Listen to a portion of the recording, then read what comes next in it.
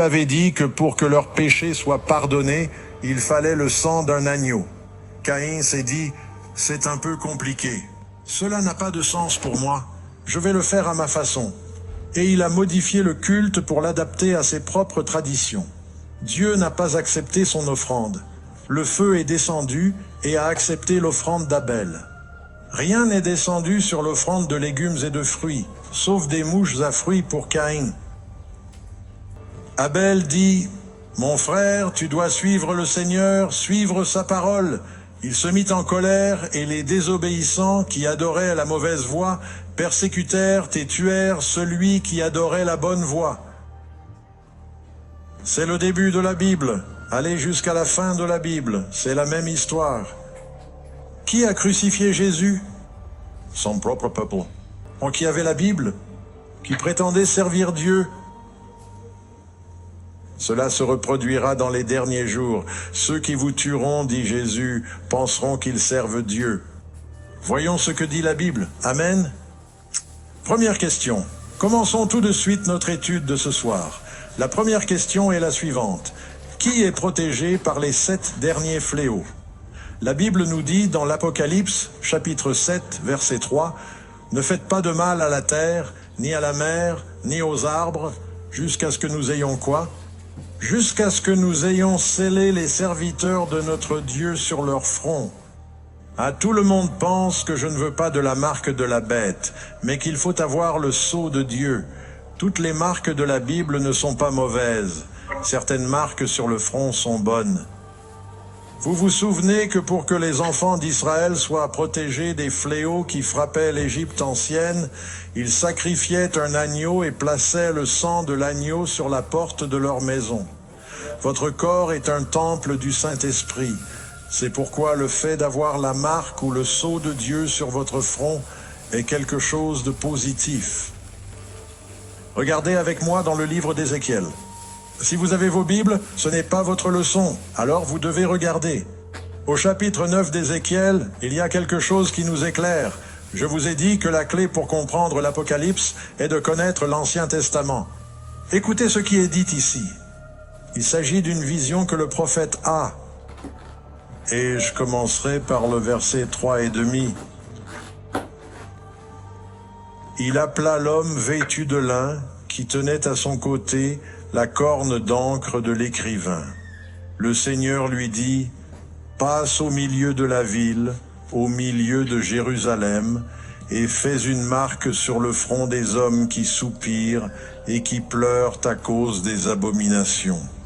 Ils sont tristes, ils s'affligent, ils prient pour les péchés. » Qui s'y commettent, qui se passent en Israël? À tous les autres anges. Il m'a dit, poursuivez-le dans la ville et tuez-le. Que vos yeux ne s'épargnent pas et que vous n'ayez pas de pitié. Tuez par interdit les vieux et les jeunes filles, les petits-enfants et les femmes. Mais n'approchez pas de celui qui porte la marque. Et commencez par mon sanctuaire. Rappelez-vous ce que nous avons dit. Le jugement doit commencer par la maison de Dieu. La Bible est donc assez claire. Il y a un jugement qui a lieu. Vous êtes protégés par le sceau de Dieu. Ces choses sont-elles spirituelles ou littérales? Tout d'abord, qu'est-ce que le sceau de Dieu? Nous n'avons pas à le deviner. C'est le Saint-Esprit. Combien sont d'accord pour dire que tous ceux qui sont sauvés ont le Saint-Esprit? Combien sont d'accord pour dire que tous ceux qui ont la marque de la bête ont l'esprit du diable? Je veux dire que vous le saviez déjà, mais regardons les versets. 2 Corinthiens 1, 22, qui nous a scellés et nous a donné l'esprit dans nos cœurs comme garantie. Lorsque vous serez lavés de vos péchés, vous sentirez le Saint-Esprit entrer dans votre vie et il vous guidera, vous convaincra, vous réconfortera. Vous savez que Dieu est avec vous, qu'il vous parle. Encore une fois, regardez Éphésiens 1, 13. Après avoir cru, vous avez été quoi? Scellés par le Saint-Esprit de la promesse. Mes amis, Jésus a dit, « Si vous ne naissez pas de l'eau, du baptême et de l'Esprit, vous ne pouvez pas entrer dans le royaume des cieux. Nous devons être scellés par le Saint-Esprit. » Lisez-en un autre, Éphésiens 4, verset 30. « N'attristez pas le Saint-Esprit de Dieu par lequel vous avez été quoi? Scellés pour le jour de la rédemption, ne l'attristez pas. L'Esprit de Dieu va vous convaincre de pécher. Quand vous péchez, vous attristez l'Esprit. Et vous devez donc écouter la direction de l'Esprit, et l'Esprit vous encouragera toujours à obéir à la parole. Mais il y a quelque chose de plus. Je veux dire que ce n'est pas seulement l'esprit du diable et l'esprit de Dieu. Nous le savions déjà en quelque sorte. Il y a quelque chose d'autre que Dieu nous dit. Deuxièmement, quel est ce sceau que les justes ont sur leur front? On peut lire dans Ésaïe qu'il s'agit d'un sceau. Ésaïe, 16 ans, lier le témoignage, faire quoi? Sceller le... Quoi? Je pensais que la loi était une mauvaise chose. Non, la loi est une bonne chose. La nouvelle alliance, c'est la loi de Dieu écrite dans ton cœur. La Bible dit que la loi est juste, sainte et bonne. La Bible dit que les commandements sont plus doux que le miel. Ne pensez pas que la loi est votre ennemi. La loi sauve. Allez vivre dans un pays sans loi. Vous verrez à quel point vous appréciez la loi. Va voir ce qui se passe dans une ville où tous les feux de signalisation cessent de fonctionner. Les choses deviennent anarchiques. C'est le chaos. Louez Dieu pour sa loi, et vous avez besoin de sa loi dans votre vie. Liez le témoignage, scellez la loi parmi mes disciples. Un sceau a généralement 3 caractéristiques. Tout d'abord, il décrit la fonction de l'autorité. Il va donner le nom et le territoire. Par exemple, dans la Bible, on trouve le sceau de Cyrus, c'est son nom. Roi, c'est sa fonction. La Perse, c'est son territoire. Et le roi Philippe, en Angleterre, disons Philippe, roi d'Angleterre. On peut trouver des sceaux. Quand Darius a mis un sceau sur le tombeau de Daniel, rappelez-vous, il a mis le tombeau là et l'a scellé avec un sceau gouvernemental. Il y avait écrit Darius, vous pouvez le dire dans les deux sens, Darius, Darius. Darius Roy, Meadow Pearce. Quand Jésus a été mis au tombeau, Pilate a scellé la porte. Tu sais ce qui est écrit? Ponce Pilate, son nom. Gouverneur, sa fonction, Judée. Vous avez compris? Tu vas trouver 3 caractéristiques dans le sceau typique. D'accord. Il est dit au verset 9 de l'Exode, à propos de la loi de Dieu, « Ce sera pour toi un signe sur ta main. » Et ce sera un souvenir entre tes yeux, afin que la loi de l'Éternel soit dans ta bouche. Que la loi du Seigneur soit dans ta bouche. Où cela? Dans ta main et sur ton front. Je vais le répéter encore et encore pour que les gens le comprennent. Mes amis, ce n'est pas un tatouage. Il y a des gens qui ont des Bibles paraphrasées. Les Bibles paraphrasées sont dangereuses parce que quelqu'un essaie de simplifier l'anglais et de s'éloigner de l'original, ce qui est très imprudent. Et certaines personnes ont une Bible paraphrasée et quand il est dit 6, 6, 6, il est dit et il fait en sorte que tout le monde reçoive un tatouage dans la main droite ou sur le front. Ce n'est pas ce que dit l'original. Il faut donc faire attention. Quand il est dit dans la main, cela signifie ici, dans votre esprit, dans votre cœur. Encore une fois, regardez dans Deutéronome 11, verset 18. C'est pourquoi tu garderas ces paroles que je t'ai dites. Où? Dans ton cœur. Permettez-moi de m'arrêter. Quand Dieu dit qu'il veut que sa parole soit dans notre cœur, veut-il que vous fassiez une incision dans votre poitrine et que vous y colliez des passages de la Bible? Ou s'agit-il d'une métaphore? C'est un symbole, n'est-ce pas? Ces paroles seront dans ton cœur, dans ton âme. Lis-les comme un signe sur ta main. Elles seront placées entre tes yeux, ce qui signifie en hébreu le front. C'est là que la pierre a frappé Goliath. À propos, certains d'entre vous connaissent l'histoire de Jézabel. Jézabel était-elle bonne ou mauvaise? La méchante reine persécutait les prophètes de Dieu. Vous savez comment elle est morte? Elle a été jetée par la fenêtre et dévorée par les chiens. Et quand Jéhu a dit « Va l'enterrer », ils sont revenus et ont dit « Il n'y a plus que son crâne et ses mains. » Que son crâne et ses mains. Le front, la main, mais c'est la mauvaise marque. Encore une fois, Le front est ce qu'il y a entre nos yeux. Il symbolise nos pensées. La main est le symbole de nos actions. Permettez-moi de vous donner un autre verset. Il est tiré de l'un des versets les plus célèbres pour les chrétiens et les juifs, le chapitre 6 du Deutéronome dans votre Bible. Je vous invite à le consulter. Le chapitre 6 du Deutéronome, c'est ce qu'on appelle le grand schéma. Je pense que ce verset est parfaitement clair. Je vous ai déjà donné 2 exemples. D'ailleurs, le chapitre 5 du Deutéronome, 10 fois plus long que le chapitre 6, est très clair. Chapitre 5 du Deutéronome, les 10 commandements sont répétés. Il s'agit d'un seul sermon. Il n'y avait ni chapitre ni verset. Après avoir donné les 10 commandements dans le chapitre 5 du Deutéronome, écoutez ce qu'il dit. Verset 6, Deutéronome, chapitre 6, 6. « Ces paroles que je vous prescris aujourd'hui seront dans vos cœurs. » Moïse dit, « Je te commande d'aimer le Seigneur et de lui obéir. » On ne peut pas lui obéir si on ne l'aime pas. Jésus a dit, « Si vous m'aimez, gardez mes commandements. Ces paroles que je vous commande aujourd'hui seront dans votre cœur. Enseignez-les diligemment à vos enfants. » Amen. Vous vous demandez pourquoi il y a tant de crimes aujourd'hui. Les parents enseignent-ils la loi de Dieu à leurs enfants? Enseignez-les diligemment à vos enfants. Parlez-en quand vous êtes assis dans votre maison, quand vous marchez sur le chemin, quand vous vous couchez pour le culte du soir, quand vous vous levez pour le culte du matin. Tu les liras comme un signe sur ta main. Elles seront sans front entre tes yeux. Tu les écriras sur les poteaux de ta maison et de tes portes. Les Juifs prenaient cela au pied de la lettre, et les pharisiens juifs prenaient de petits passages de l'Écriture. Ils les enroulaient, les mettaient dans une petite boîte qu'ils accrochaient à leur front, ce qu'on appelle un phylactère, où ils l'attachaient, comme vous l'avez probablement vu, au poignet de certains juifs orthodoxes, un morceau de cuir contenant un petit morceau de parchemin. Mais il est également dit qu'il est censé être dans votre cœur. C'était un symbole. Cela ne vous servira à rien de l'accrocher à votre tête s'il n'est pas dans votre cœur. Dieu veut que nous pensions à sa loi, que nous soyons guidés par sa loi. Cela doit se voir dans nos actions. Nous devrions méditer, lire les psaumes 1 à 19 sur la loi du Seigneur. Est-ce que cela a un sens? Donc si vous pouvez rentrer chez vous après cette déclaration. Ne le faites pas, mais vous pourriez. Vous aurez le sermon.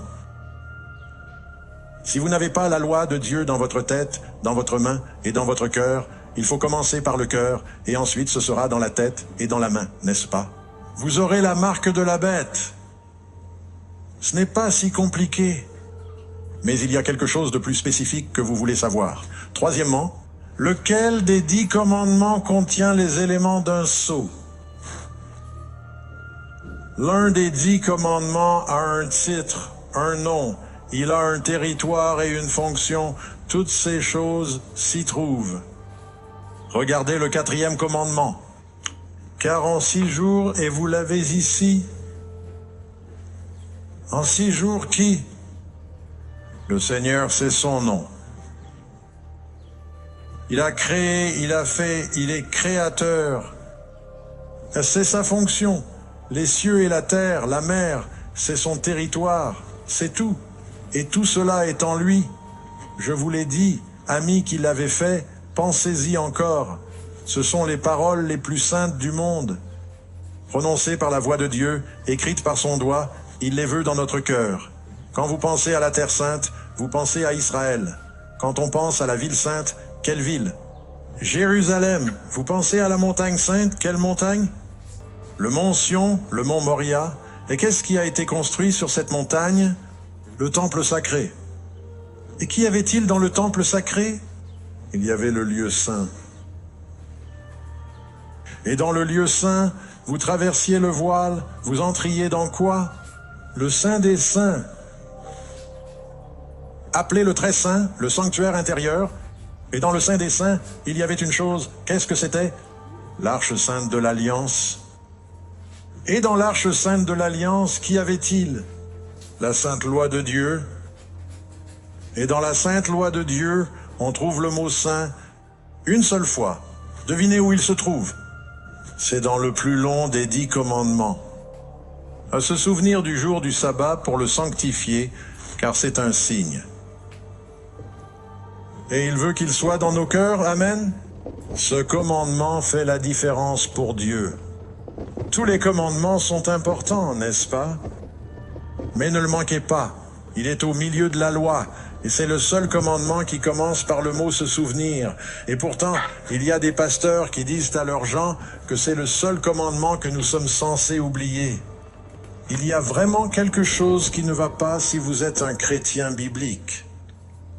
Un sceau contient le nom, le Seigneur, la fonction, le Créateur, il a fait, le territoire, les cieux, la terre, la mer et tout ce qu'ils contiennent. Quatrième question. Qu'est-ce que Dieu a donné comme signe spécial de sa puissance? Il a dit, c'est aussi un signe. Ézéchiel 20, verset 12, « Je leur ai aussi donné mes sabbats pour qu'ils soient un signe de quoi ?» Il s'agit d'un signe particulier du peuple de Dieu. Mes sabbats sont un signe entre moi et eux, afin qu'ils sachent que je suis le Seigneur qui sanctifie. Sanctifier signifie que je les rends saints. Vous trouvez le mot sabbat, saint. Si vous ne voulez pas donner votre temps à Dieu, si vous n'avez pas de temps saint, alors vous n'êtes pas saint. D'ailleurs, Dieu a dit qu'un dixième de votre argent est consacré à l'Éternel. Si tu ne donnes jamais à Dieu une partie de ton argent, tu n'es pas saint non plus. Un jour, lors du jugement, vous rendrez compte de la façon dont vous utilisez votre temps et votre argent, et de la façon dont vous dépensez votre argent. Nous avons tous une influence sur notre temps et nos moyens. Dieu nous permet d'en utiliser 100%. Il dit, si vous me croyez, qu'un dixième de vos moyens, vous devriez le rendre. Il nous donne 100% de notre temps. Il dit, si vous me croyez, chaque 7e jour est un temps béni avec moi. Amen. C'est un signe. Encore une fois, Ézéchiel 20, sanctifiez mes sabbats, et ce sera un signe. Et vous saurez que je suis l'Éternel, votre Dieu. C'est le signe qu'il est notre Créateur. Encore une fois, vous pouvez lire Exode 21, verset 13. Vous observerez mes sabbats, car ce sera un signe entre moi et vous. Signe entre moi et vous. D'ailleurs, vous remarquerez 3 fois ce signe. Signe, signe. Les mots signe et symbole en hébreu disent la même chose. Et c'est un symbole, c'est un signe, c'est un sceau, c'est une marque, la bonne marque. Le nom de votre père, le nom de leur père. D'ailleurs, les 144 000, pas seulement Apocalypse 7, Apocalypse 14, avant que les messages des 3 anges ne partent, dit que j'ai vu 144 000 personnes ayant le nom de leur Père écrit sur leur front. Il ne s'agit pas du sceau, mais du nom du Père dans ce commandement. Dans ce commandement, il est dit « Je suis Jéhovah, je suis le Créateur de toutes choses ».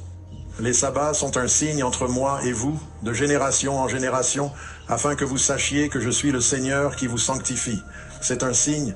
Combien ont besoin d'être sanctifiés? Moi, j'en ai besoin. Il nous aide à nous rappeler qu'il nous a créés, car l'Éternel a fait en 6 jours et il a gardé le 7e jour. C'est un rappel de sa capacité créatrice. Il peut nous recréer. Amen. Nous avons besoin d'un nouveau cœur. Je suis désolé, j'ai brûlé les étapes. 5e, qu'est-ce que la 2e bête d'Apocalypse 13 oblige tout le monde à recevoir? Réponse. Elle fait recevoir à tous, petits et grands, riches et pauvres, libres et marqués, une quoi? Une marque sur leur main droite ou sur le front. Remarquez qu'il n'est pas dit la main droite et le front. Ce peut être l'un ou l'autre. Si c'est sur la main, cela signifie qu'ils vont faire les œuvres de la bête. Ils ne le croient peut-être pas, mais ils ne veulent pas en subir les conséquences. Si c'est dans le front, ils peuvent y croire sincèrement. Il faut donc se rendre à l'évidence. Dans les derniers jours, certains vont coopérer avec la bête parce qu'ils se rendent compte qu'ils doivent acheter ou vendre. Il n'y a pas d'autre moyen. Ils ne le croient pas, mais ils font les œuvres de la bête. Ils font ce que la bête veut. D'autres y croient vraiment. Ils y ont adhéré. Ils ont bu le Kool-Aid, pourrait-on dire. Numéro 6. Quelle est la marque de la bête? Vous savez, nous avons identifié et qu'il y avait 2 choses que l'on trouve dans Apocalypse 12 et 13. Premièrement, il y a la Rome païenne. L'une des personnes dans la rue avait raison. La Rome païenne, les 6 premières lettres romaines font 666. 1Vx jusqu'à C, le siècle, cela fait 666.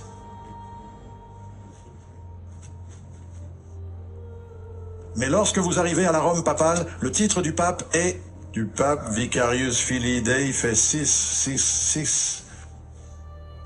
Lorsqu'on les additionne, nous vous avons montré cela un autre soir. Si vous l'avez manqué, allez à cette étude. Vous la trouverez. Nous savons donc qui est la bête. Elle a commencé avec la Rome païenne, s'est transformée en Rome papale, est devenue une puissance persécutrice. Et il y a une autre bête dans Apocalypse 13 qui est les États-Unis. Dans les derniers jours, il y aura une consolidation, une confédération de catholiques, de chrétiens orthodoxes, de protestants, d'évangéliques, de charismatiques, et par peur, ils vont s'unir et faire des lois religieuses qui seront en conflit avec la loi de Dieu. Je me demande quelle loi ils vont choisir. Ils n'ont de repos ni jour ni nuit, ceux qui, adorant la bête et son image, et quiconque reçoit la marque de son nom. Nous remarquons donc une chose. Le peuple de Dieu a du repos, ceux qui adorent la bête n'ont pas de repos. Le sabbat est un jour de repos. Shabbat signifie cesser, se reposer, et il est associé à ce chiffre infâme. L'homme a été créé le 6e jour. C'est comme le culte de l'homme. 6, 6, 6. La première fois que vous trouvez 7 3 fois dans la Bible, c'est dans le commandement du sabbat. Et le 7e jour, Dieu s'est reposé de toute son œuvre qu'il avait créée et faite, et le 7e jour, Dieu l'a béni. Dieu l'a sanctifié, le 7e, 7, 7, là, Genèse chapitre 2, vous pouvez le lire. Maintenant, c'est une citation d'un catéchisme catholique. Ce ne sont pas nos mots, ce sont leurs mots. Question. Quel est le jour du sabbat? Réponse. Le samedi est le jour du sabbat. La prochaine question évidente est la suivante. Pourquoi observe-t-on le dimanche au lieu du samedi? Si vous voulez être un bon catholique, vous pouvez faire du catéchisme. Certains d'entre vous l'ont déjà fait. Vous savez ce que je veux dire. Réponse. Nous célébrons le dimanche au lieu du samedi parce que l'Église catholique a transféré la solennité. Attendez, qui l'a fait? Jésus. Dieu le Père. Les apôtres. L'Église catholique a transféré la solennité du samedi au dimanche. Autre point. A question. Avez-vous un autre moyen de prouver que l'Église catholique a le pouvoir d'instituer des fêtes ou des préceptes? Ils disent, vous savez, nous avons le pouvoir d'instituer, de créer des fêtes et des préceptes. Quelles preuves en ont-ils? Ils répondent que si elles n'avaient pas eu ce pouvoir, elles n'auraient pas pu faire cela, ce en quoi tous les religieux modernes sont d'accord avec elles. Ce n'est pas vrai, nous ne sommes pas tous d'accord. Mais la plupart des autres chrétiens sont d'accord. Elle n'aurait pas pu substituer l'observation du dimanche, premier jour de la semaine, à l'observation du samedi, 7e jour de la semaine, pour attraper ce jour pour lequel il n'y a aucune autorité scripturale. C'est ce qui ressort de leurs enseignements officiels, de la manière dont ils catéchisent et enseignent à tous les catholiques fidèles. Ils disent qu'il n'y a aucune raison scripturale, aucune raison biblique, c'est l'autorité de l'Église qui est au-dessus de l'autorité de la Bible. La réforme protestante s'est construite sur la base de ce que Martin Luther a dit. Sola Scriptura. Nous devons nous appuyer sur la parole de Dieu et non sur ce que dit l'Église, car l'Église est composée de personnes qui changent au gré de leurs émotions d'une génération à l'autre, elles sont inconstantes. Ils suivent les traditions des hommes, nous devons suivre la parole immuable de Dieu. Le Christ a dit, c'est le sage qui construit sur le roc, ces paroles que j'ai prononcées, c'est le sage, l'insensé construit sur le sable, les sables mouvants des présupposés et des opinions de l'homme. Catherine's Catholic Church, mai 21, 1995.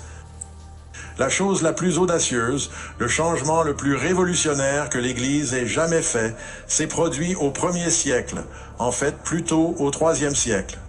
Le jour sacré du sabbat, le sabbat, est passé du samedi au dimanche, non pas en raison d'une quelconque indication figurant dans les Écritures, mais en raison du sentiment qu'avait l'Église de la nécessité d'un changement, mais par le sentiment de puissance de l'Église. Les personnes qui pensent que les Écritures devraient être la seule autorité devraient logiquement devenir des adventistes du 7e jour et conserver le samedi comme jour de sabbat. Amen, merci beaucoup. Je ne cherche pas toujours à obtenir l'aval de l'Église catholique, mais je prends ce que je peux obtenir. Ils ont raison, ils disent, écoutez, si vous voulez vraiment suivre la Bible, vous devriez être adventiste du 7e jour. Amen, je le crois. Et il n'y a pas que, je n'ai pas le temps de tout vous lire, prenez-en note mentalement. Sabbastrus.com, c'est l'un des sites web les plus populaires sur le sabbat et nous approuvons totalement ce que vous allez y trouver. Il contient de nombreuses informations historiques très précises. Écoutez les commentaires des théologiens d'autres confessions sur ce sujet. Billy Graham, c'est pourquoi l'un des 10 commandements dit que tu dois travailler 6 jours et faire tout ton travail, mais que le 7e jour est le sabbat du Seigneur ton Dieu, Exode 29 et X. Le mot sabbat vient d'un vieux mot hébreu qui signifie cesser ou arrêter de faire quelque chose. C'est pourquoi nous observons mieux le sabbat lorsqu'il est utilisé à la fois pour le repos et le culte.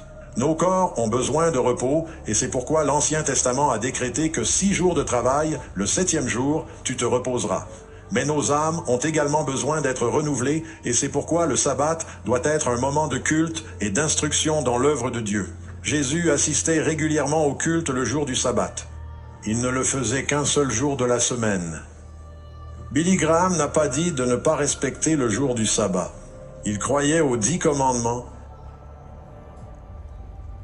Et ceci est écrit par un théologien méthodiste. Je crains que nous ne risquions d'oublier le commandement aujourd'hui.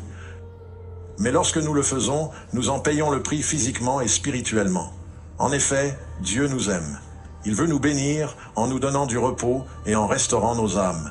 Que cela soit vrai chaque semaine pour vous et chaque jour lorsque nous connaissons le Christ. Voici une citation de Dwight Moody, le célèbre évangéliste. Le sabbat était obligatoire en Éden. Il est resté en vigueur depuis l'Éden. Quel jour de la semaine était-il en Éden? Le 7e jour. Il est resté en vigueur depuis lors. Le 4e commandement commence par le mot « Souviens-toi », ce qui montre que le sabbat existait déjà lorsque Dieu a écrit la loi sur les tables de pierre au mont Sinaï. Comment les hommes peuvent-ils prétendre que ce seul commandement a été supprimé alors qu'ils admettent que les 9 autres sont toujours obligatoires? Il s'agit de William Owen Carver, théologien méthodiste, dans son livre « The Lord's Day, Our Day », le jour du Seigneur, notre jour. Il n'y a jamais eu de changement formel ou autoritaire entre le sabbat juif du 7e jour et l'observation chrétienne du 1er jour. Edward T. Hiscox, auteur de The Baptist Manual. Il y avait et il y a toujours un commandement de sanctifier le jour du sabbat, mais ce jour du sabbat n'était pas le dimanche. On dira cependant, et avec un certain triomphe, que le sabbat a été transféré du 7e au 1er jour de la semaine, avec tous ses devoirs, privilèges et sanctions. Souhaitant ardemment obtenir des informations sur ce sujet que j'étudie depuis de nombreuses années, je demande où l'on peut trouver la trace d'une telle transaction. Pas dans le Nouveau Testament, absolument pas. Il n'existe aucune preuve scripturale du changement de l'institution du sabbat du 7e au 1er jour de la semaine.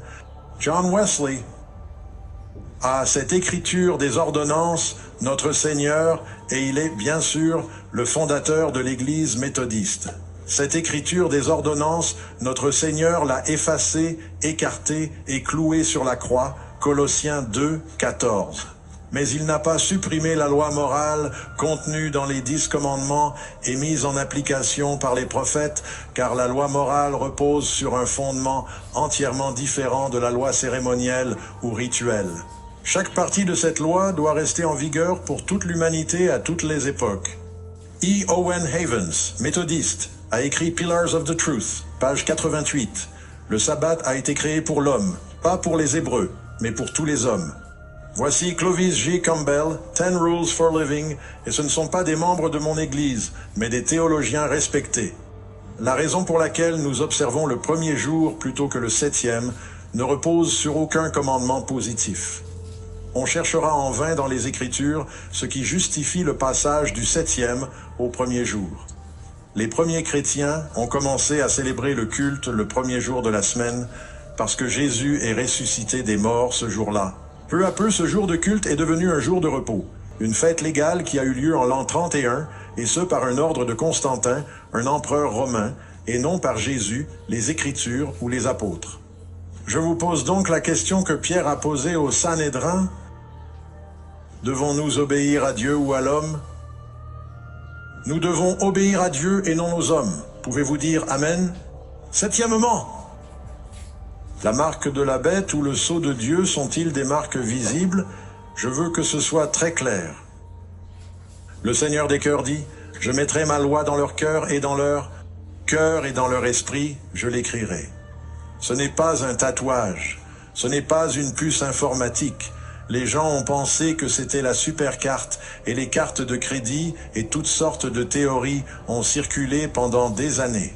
La Bible dit, « Tout ce que ta main trouve à faire, fais-le de toutes tes forces. » Si je vous dis, « Quelqu'un peut-il venir ici et me donner un coup de main? » Allez-vous venir ici, vous couper la main et me la lancer?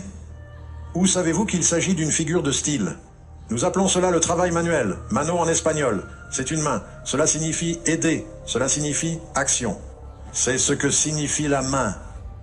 Ils vont faire les œuvres de la bête dans l'esprit. Remarquez que le sceau de Dieu n'est pas dans la main, il n'est que dans l'esprit. La marque de la bête peut être dans l'esprit ou dans la main. Pourquoi cela? Parce que nous ne sommes pas sauvés en tant que chrétiens par nos œuvres. Nous sommes sauvés par la foi. Les œuvres vont commencer ici, dans le cœur. Ensuite, il y aura les œuvres. Nous ne sommes pas sauvés par les œuvres. Il est dit, « Ce sera pour toi un signe sur ta main et un souvenir entre tes yeux, afin que la loi de l'Éternel soit dans ta bouche. » Je répète ce verset. Remarquez dans Ésaïe 59 comment il associe les deux.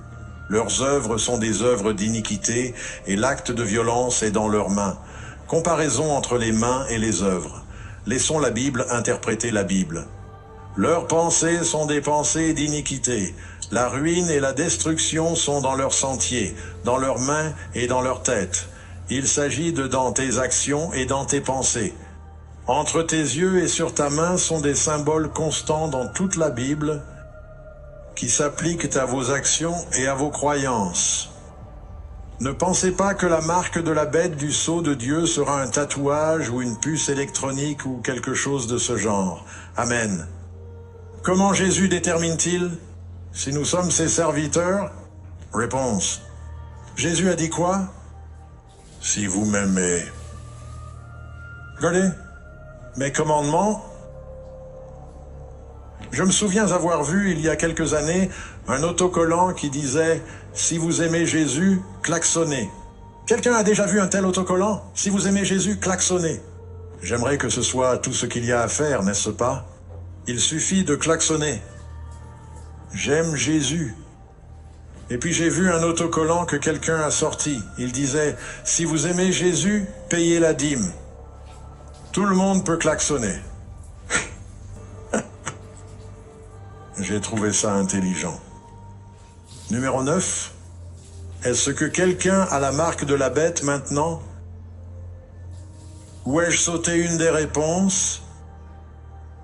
Oh, c'est en quelque sorte ce que j'ai oublié dans les diapositives. Qu'est-ce que cela dit?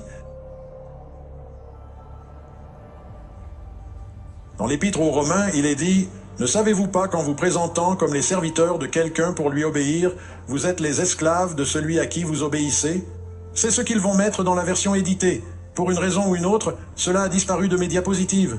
Je m'en excuse. Donc, celui à qui vous obéissez est le serviteur de qui vous êtes. Si vous obéissez aux lois de la bête, qui servez-vous? La bête. Si vous obéissez aux lois de Dieu, vous obéissez à Dieu. Jean dit, si nous disons que nous l'aimons et que nous ne gardons pas ses commandements, c'est le premier Jean. Nous sommes des menteurs et la vérité n'est pas en nous. C'est assez clair. Neuvièmement, comment Jésus détermine-t-il si nous sommes ses serviteurs? Il a dit, si vous m'aimez, pas de klaxon. Gardez mes commandements. Amen. Est-ce que quelqu'un a l'écorce de la bête maintenant? Non. Mais n'y a-t-il pas beaucoup de gens qui vont à l'église le dimanche? Oui, cela ne veut pas dire qu'ils ont la marque de la bête. Certaines personnes m'ont dit qu'elles avaient la marque de la bête parce qu'elles allaient à l'église le dimanche. J'ai répondu que non, que vous suiviez peut-être une loi de la bête, mais que la marque de la bête apparaît lorsqu'il devient impossible d'acheter ou de vendre quelque chose. Vous pouvez vivre dans la désobéissance, mais la marque de la bête est différente. À propos, l'impossibilité d'acheter ou de vendre. Combien d'entre vous effectuent leurs transactions financières à l'aide d'un ordinateur ou d'une carte de crédit? Allez, avouez-le. Les autres sont probablement des trafiquants de drogue. Vous utilisez toujours de l'argent liquide. Oui, nous utilisons tous de la monnaie numérique, n'est-ce pas? Êtes-vous déjà allé à la banque où votre carte a-t-elle été refusée? Ça m'est arrivé. On avait de l'argent à la banque, mais la puce de ma carte s'est usée ou quelque chose comme ça. Je pense que Karen l'a trop utilisée et qu'elle s'est usée. Et il y avait écrit « refus ». Ils n'arrêtèrent pas de la passer. « Refus, refus ». J'ai dû faire des recherches, trouver une autre carte et l'utiliser. Est-il facile de contrôler l'achat et la vente de personnes aujourd'hui? Partout dans le monde. N'oubliez pas que dans l'Apocalypse, lorsqu'il est question de ne pas acheter et de ne pas vendre, il ne s'agit pas seulement des gens qui vont au supermarché. Il s'agit aussi des nations qui achètent et vendent. Avez-vous entendu parler de ce qu'on appelle les sanctions économiques? Avons-nous des Nations Unies aujourd'hui? Et avons-nous des pouvoirs et des gouvernements qui disent à d'autres gouvernements que nous ne ferons pas d'affaires avec eux? Vous ne pouvez pas acheter ou vendre sur le marché international si vous ne coopérez pas. C'est déjà ce qui se passe. Dixièmement, quelles sont les deux choses que le pouvoir de l'Antéchrist tentera de changer? Il tentera de changer quoi? Les temps et les lois. Ainsi, lorsque nous pensons à cette puissance de la bête du dernier jour, deux choses ressortent. Il s'agit d'un temps et d'une loi. Maintenant, quand vous regardez les 10 commandements, lequel des 10 commandements est à la fois une loi et un temps? Celui que le diable dit au monde chrétien d'oublier. Et si vous devez le faire, ne le faites pas le bonjour. Ne le faites pas comme Dieu l'a dit. Vous avez remarqué que dans les enseignements officiels de l'Église catholique, il est dit « Le pape a le pouvoir de changer les temps, d'abroger les lois et de renoncer à tout, même aux préceptes ou aux enseignements de Jésus. » Je pense qu'il est blasphématoire de penser qu'un homme puisse rejeter les enseignements de Jésus. Je vous ai montré l'autre jour cette photo que nous avons prise des 10 commandements devant une église catholique. J'aimerais que plus d'églises affichent les 10 commandements, mais qu'elles le fassent correctement. Et le commandement sur l'idolâtrie est totalement absent. Et pour maintenir le chiffre 10, ils ont divisé le 10e commandement sur la convoitise en deux. Mais les temps et les lois changent. 11e, qu'est-ce que Dieu reprochait à ses anciens pasteurs et prêtres? Les choses n'ont pas changé. Qu'est-ce qu'il dit spécifiquement? Mais vous vous êtes écarté de la voie. Vous avez fait trébucher beaucoup de gens sur quoi? Sur la loi. Vous n'avez pas gardé mes voies, mais vous avez fait preuve de la partialité dans la loi. Le diable a-t-il besoin de nous faire enfreindre toutes les lois? Vous savez, Jacques dit que celui qui en enfreint une est coupable de toutes. Vous ne pouvez pas aller au tribunal et dire au juge « Je sais que j'ai tué ma femme, mais je ne conduis pas au-dessus de la limite de vitesse.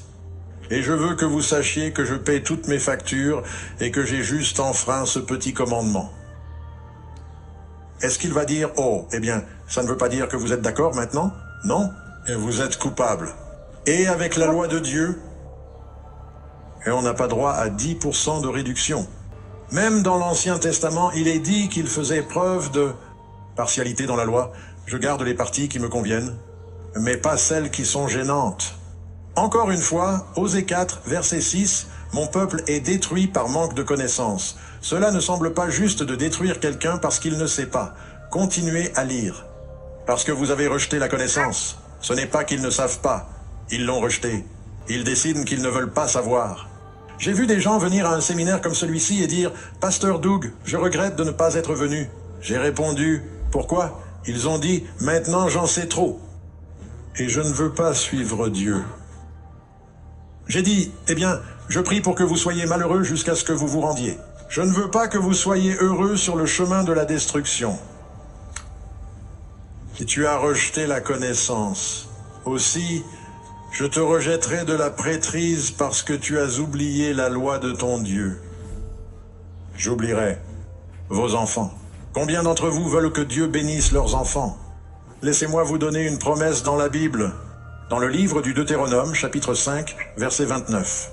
Oh, c'est Dieu qui parle. C'est Dieu qui parle.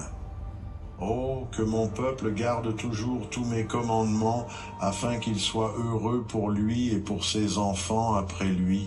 Dans les temps anciens, un homme s'embarquait pour un voyage périlleux, seul, sur la route sinueuse et aride qui reliait Jérusalem à Jéricho. Le soleil tapait fort et la poussière de la route s'élevait à chacun de ses pas. Son périple semblait ordinaire, mais une épreuve terrible l'attendait. Une épreuve qui allait révéler la véritable nature de la compassion humaine et la signification profonde de l'amour du prochain. Soudain, sorti de nulle part, un groupe de brigands surgit des rochers.